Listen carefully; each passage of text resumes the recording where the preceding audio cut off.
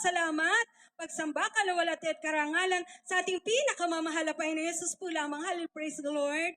At dobling paggalang at pagbati sa ating minamahal at ginagahalang na mahal na pastor, beloved honorable Pastor Evangelist Wildestrada Almeda, at pag-aalala din po sa ating beloved Mama Dear, sa kanya pong mga ginintuang aral na iniiwan po sa ating lahat na hindi po natin malilimutan. Gayon din po pagbati din po at paggalang sa ating beloved children at sa kanya pong kanila pong mga pamilya po, sa ating mga beloved mga ngaral, sa ating pong mga beloved workers, beloved brethren, sa ating pong mga webcast viewers, sa ating pong beloved baguhan. Welcome po kayo sa banal na gawain ng ating pinakamamahal na Panginoon Jesus.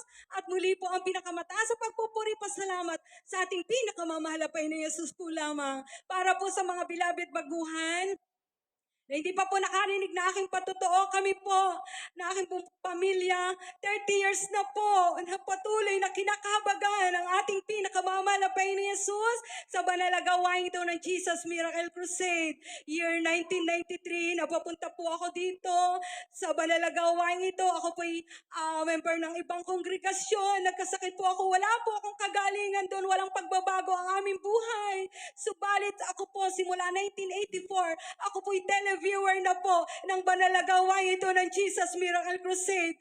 At year 1993, ako po ay nagkameron ng karamdaman. Nagising na lang po ako isang gabi para po akong naupos sa kandila. Andyan po, hindi na po ako makatulog. Halos takot na po ako sa kamatayan.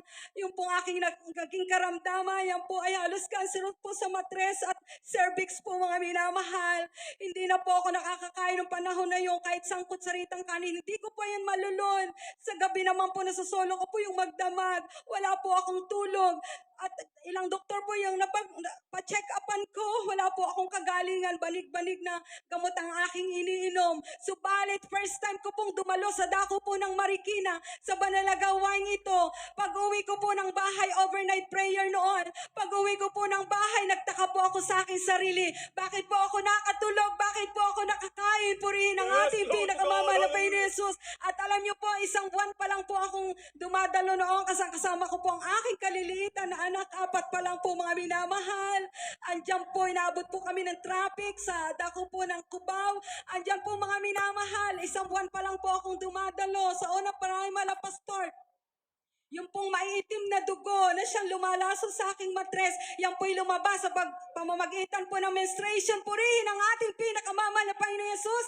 At pagkatapos niyan po, itinapon ko na pong lahat ng aking mga iniinom na gamot. Patunay po na aking pinagaling ng mahal na Panginoon. Yung pong aking 4 na anak, naging 6 po, mga minamahal. Hallelujah, praise the Lord. At sa pa po, mga minamahal, yung pong aking beloved bunso, yan po'y nagkasakit po ng 21 days. Dahil na po ang aking beloved bunso, nagkasakit po siya, nilagnat po yan ng 21 days, mga minamahal, hanggang sa nanilaw na po, nangitim na po yung aking mahal na bunso. Subalit hindi ko po yan pinadoktor. Ako po yung umiiyak lagi sa mahal na Panginoon.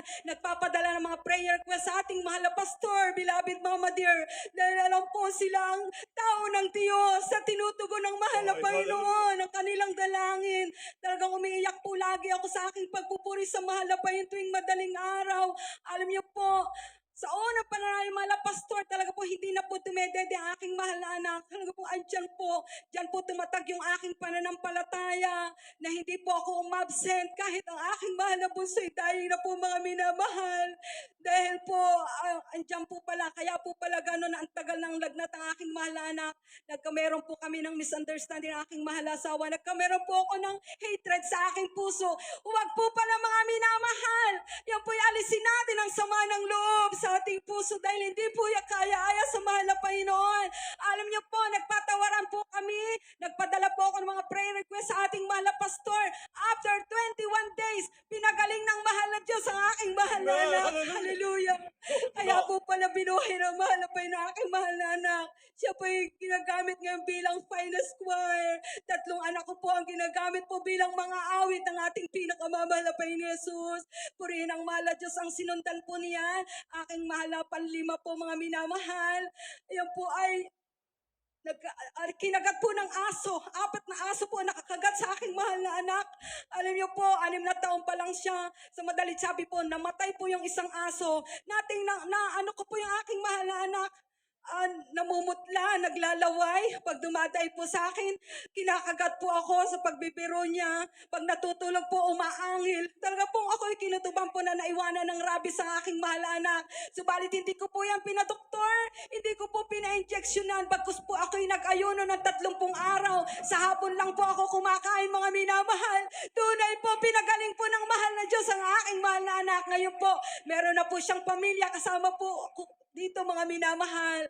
At ang isa pa po, ang aking mahal na anak na pantatlo po, yan po ay nagkasakit po ng sabi ng doktor na pag-ipunan daw po ng malaking pera ang aking mahal na anak, patingnan sa neurologist. Sa madalit sabi, abnormal ang paglaki ng aking mahal na anak.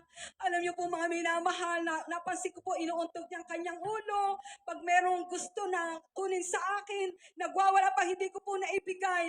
Subalit, ayan po, hindi ko na po doktor, mga minamahal. Nag-inner voice ang ating pinakamamalapay ng Yesus sa akin.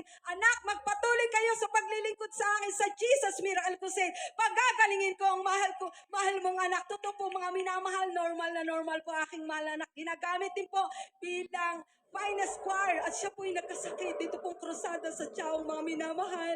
Halos 1 year po na inupo po ang aking mahal na anak na wala na pong tulog. At siya po yung nagpa-check up, pneumonia po ang findings, sumalaki ang puso, nagkakatubig yung baga, namanas na po yung aking mahal na anak. Dinadala na po namin siya sa may tabing dagat.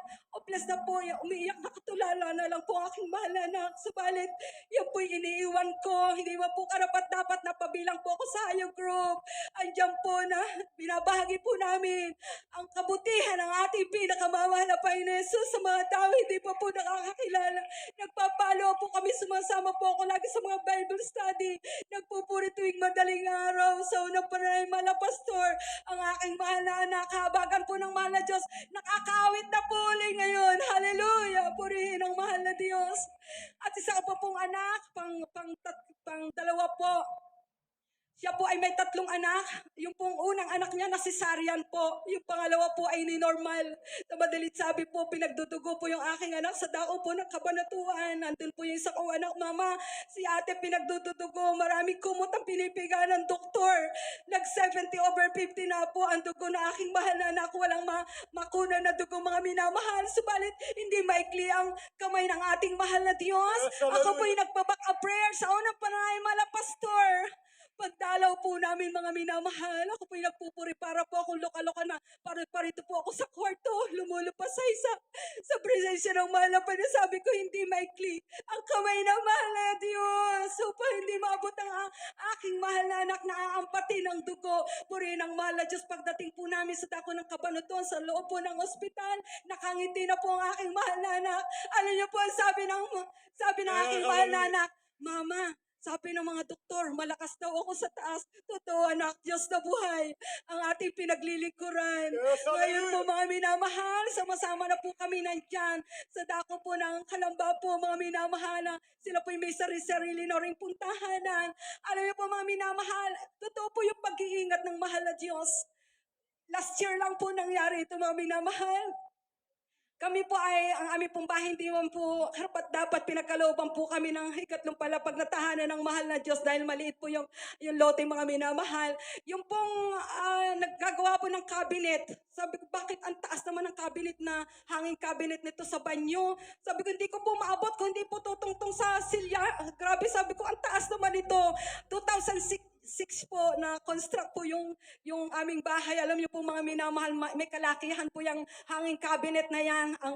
Ang lapad po net kapal po ay 4, mga minamahal. Yung po palang aking mahal na mga anak, pinaglalagyan po ng mga gamit, yung cabinet na yung bakal, kahoy, mga plastics. Umabot po siguro ng mga 15 kilos ang laman po niya, mga minamahal. Ay, ugali ko po na nagbabanyo po ako pag po ako'y magpupuri madaling araw, pagkapanalangin ko, ako po'y bumababa, nagbabanyo po ako, mga minamahal. Alam niyo po, halos wala pa pong 15 seconds. Pag labas ko po ng banyo, paakyat ko po ng papunta second floor, mga minamahal, may narinig po akong pagsabog. Sabi ko, ano yun? Nagsalita po akong mag-isa. Sumabog po, mga minamahal. Ang sabi ko, wala namang sa rooftop. Wala, siguro sa kapitbahay. Ang ginawa ko po, nagtuloy na lang po ako sa kwarto. Subalit sa akin pong pagpupuri sa mahal na Diyos, naisipan ko pong bumaba uli, i-check ko po. At pagbukas ko po ng banyo, sumabog na po, bumagsak po pala yung napakalaking hanging cabinet.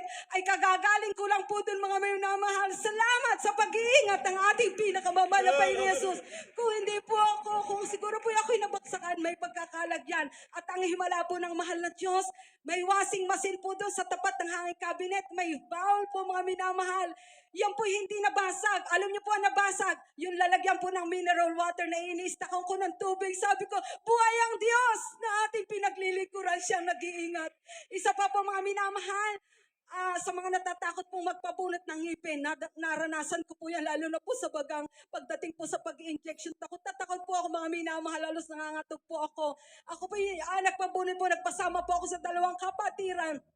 Madalit sabi po, andiyan po bubunutan na po ako. Ay hindi po halos tabla ng pampa, ano bang tawag doon po mga minamahal? Hindi po tabla ng turok mga minamahal. Nakawalong turok po ako mga minamahal. Alam niyo po mga minamahal, binubunot na po ng doktor, hindi po mabunot, umaaray po ako. Nakailang bunot po, attempt na pagbunot, hindi po mabunot-bunot. Ang sabi niya, bumili ka na lang ng yelo at bumalik ka sa ibang araw dahil dugo na yan, masakit yan. Subalit sabi ko po, isiningit ko po ang pananalangin. Sabi ko, Dok, pwede po tayong manalangin po doktor, pwede po tayong manalangin. Alam niyo ba, after manalangin, pagkatapos po naming manalangin, pupunitin na po. Sabi ng doktor, abay bunot na pala ito. Purihin ang ating pinakamamahal na Panginoong Yesus. Yan po'y himala ng mahal na Diyos. Napakabuti ng mahal na Panginoon sa pagbibigay po. Dito po kami pinagpala ng mahal na Diyos. Pinagkalooban po kami ng sariling bahay, maging aking mga mahal na anak. Ngayon po nagagamit po bilang isa sa hayop group sa dako po ng San Pablo. Napakabuti ng ating pinakamamahal na Panginoong Yesus. Kaya maraming salamat po sa ating dakilang Diyos na buhay. Sa mga pagpapala at biyaya. Higit po sa lahat sa pagpalang spiritual. Ang pinakamataas pong pagpupuri, pasalamat sa ating pinakamamahal na Panginoon Yesus po lamang. Hallelujah, praise the Lord. Purihin.